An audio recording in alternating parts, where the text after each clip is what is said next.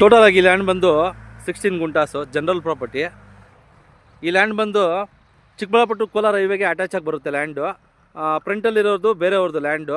ಅಲ್ಲಿಂದ 20 ಅಡಿ ರಸ್ತೆ ಇದೆ ಈ ಲ್ಯಾಂಡ್ಗೆ. ತುಂಬ ಚೆನ್ನಾಗಿದೆ. ಸೈಟ್ ಮಾಡಿ ಸೇಲ್ ಮಾಡ್ಬೋದು, ಆ ಥರ ಲ್ಯಾಂಡು. ಫಾರ್ಮ್ ಹೌಸ್ ಆದರೂ ಮಾಡ್ಕೋಬೋದು.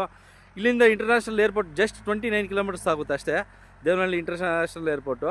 ನಮ್ಮ ಕೇರ್ಪುರಂ ಬಂದು 37 ಕಿಲೋಮೀಟರ್ಸ್ ಆಗುತ್ತೆ. ಹೊಸಕೋಟೆ ಬಂದು 26 ಕಿಲೋಮೀಟರ್ಸ್ ಆಗುತ್ತೆ. ಜನರಲ್ ಪ್ರಾಪರ್ಟಿ ತುಂಬ ಚೆನ್ನಾಗಿದೆ land.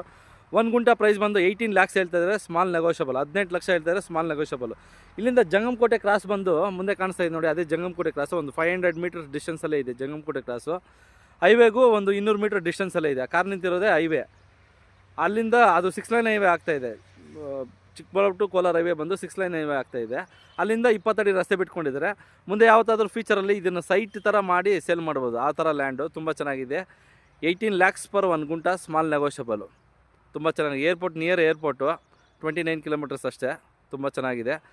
18 lakhs per 1 gunta, small negotiable, near Jangamakote cross.